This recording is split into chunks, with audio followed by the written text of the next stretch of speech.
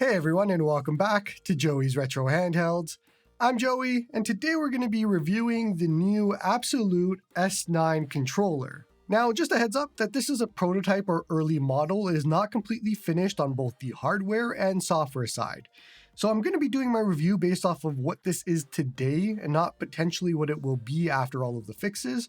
There are a lot of them, so I'm not going to mention them all, but if we come across that in the video, I'll let you know if there is something that they're already aware of and they're fixing. But from my perspective, it's already as good as it should be today, and just minor touches here and there. Now, I'm going to be using my Samsung Galaxy S24 Ultra for this review, and it has a TPU case on it. So for me, in this review, it's going to be all about the phone.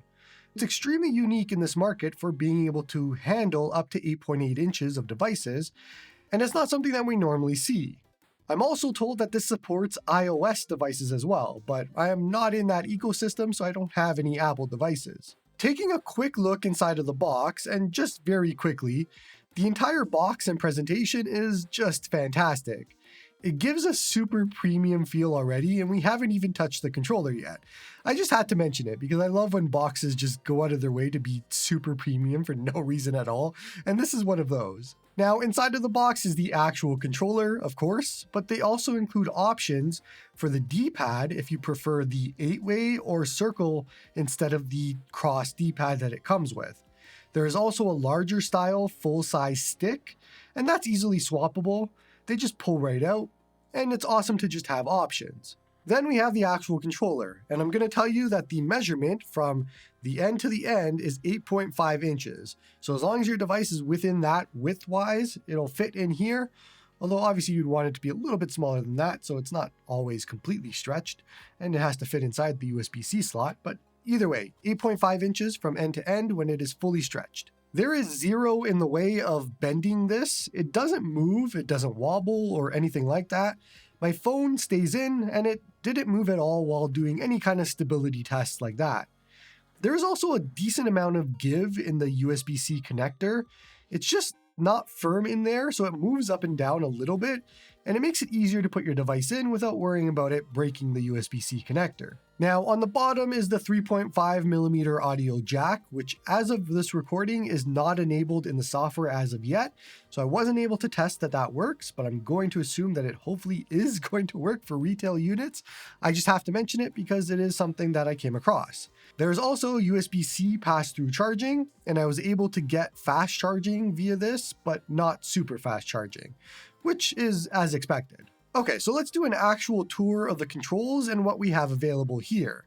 The sticks, like we talked about earlier, are Hall effect, and you have the choice between a smaller size stick that it comes with, or the full size stick that you can swap in, and it just depends on what you want to use. I have to say that both are absolutely fantastic and they feel great.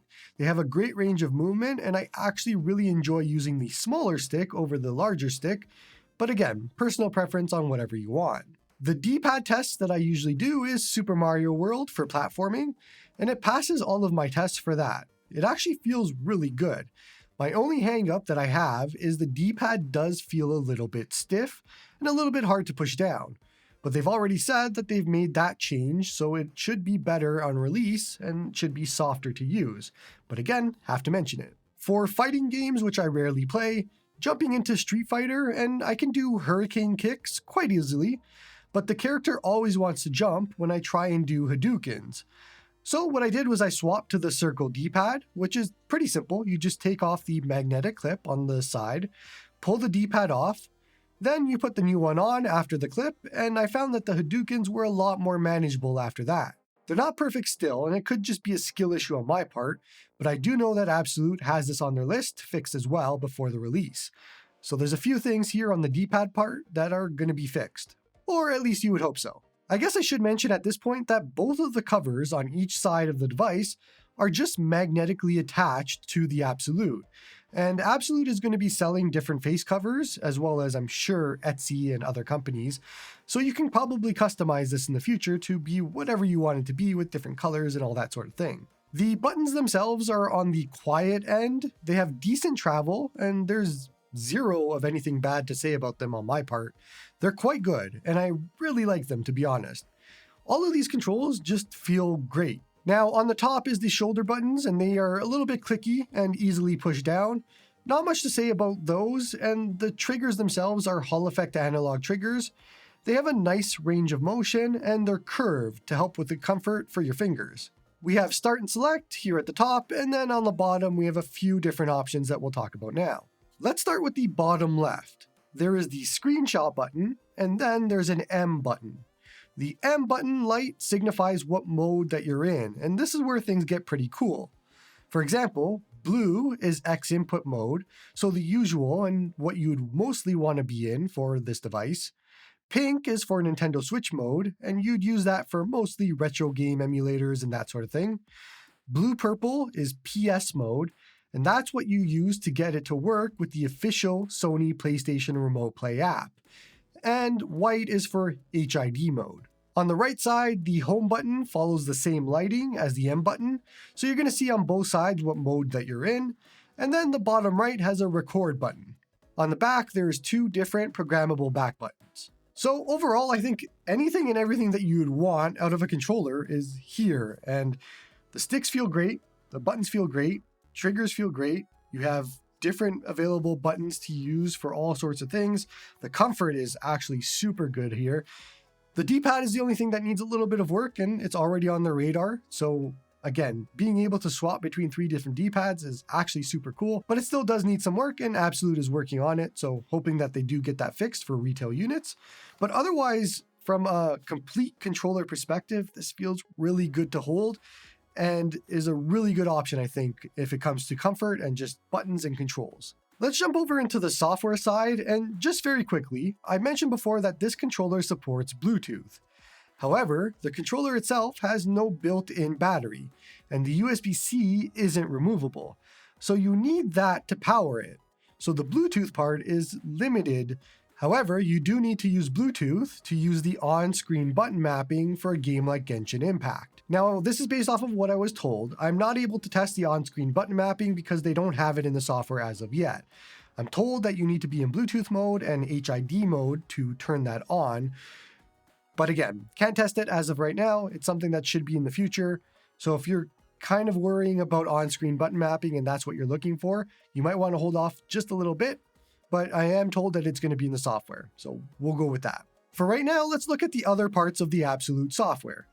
It opens to their front end, and it gives you a bunch of different options for games that are available, and I think this pulled it just from my Xbox app, so these are all cloud gaming options that you can click and just jump right in. If you head to the controller tab, this is where you have access to a whole bunch of different options for the actual controller. You can remap the back buttons, as well as change the button layout if you'd like. You can enable gyroscope and change the settings there. You can adjust the joystick and trigger dead zones to something more comfortable, and even the sensitivity if you like. Basically, anything and everything that you'd want out of a software app is available here. There's also a section to update the firmware on your controller, of course. But the basic idea is this app would be your entire front-end launcher, and you can add games and emulators and everything here and launch it from here. Now, otherwise on the games front, this is great. I downloaded a bunch of the most popular Android games and just ran through them, and I had no issues getting it to work with all of those games. Now, there is one game that I was not able to get to work consistently, and that's Call of Duty Mobile. I was able to play a single match with the controls and everything all working, but it took some doing to get there. And then ever since then, I haven't been able to do it again. And no combination of modes and Bluetooth and all of that have been able to work. But even to get it to that state, I had to do a whole bunch of different things. So this kind of just ties back to the fact that the software and even hardware aren't completely finished enough for this review. And software will get updated at some point, but just be aware as of right now, Call of Duty Mobile definitely doesn't work consistent, and the software definitely needs some work, but hoping that they'll get it to a state where all of these things will work. Even in emulation, the sticks and buttons feel great, and you can auto map the buttons most of the time. So it saves you a little bit of time on having to figure out what buttons go where, and you can just click the auto map function. And that's really cool. There is honestly not much else for me to say here. For $50 US, this is an absolute steal. Let's wrap everything up here. Even considering this is an unfinished prototype model, There is absolutely no way I could not recommend this at $49 or even $59 US, which is what the Kickstarter program is going to be. There's going to be 300 available for $49, and then after that, it'll be $59 US for a week. After that, it's going to go to retail pricing, which is $99 US. And I have to say, for $49 and $59 US, it is a steal and a great purchase. And if you are at all interested in something like this, even in its current state, I could still recommend it. All of the other fixes, all of the other changes, all of the other things that are on their list to get to are just better other additions to this. I could easily buy this for $49 US and be happy. That is how good it is. So just consider anything else to be more on top of it. For me and fans of the channel, you know that I really love the Game Vice Flex. That was my #1 telescopic controller with a bullet for a few years now. This takes over that easily. This is a much better option nowadays. It is actually available, all that sort of thing. And this is, if you're going to be using a phone or tablet for any of your gaming, this is a must-have for you. Let me know in the comments below if this is on your radar at all. Don't forget to like and sub to help the channel grow. Come join me on the Discord to talk all about handhelds. Support me on Patreon if you like my stuff. And hope you all have a good one.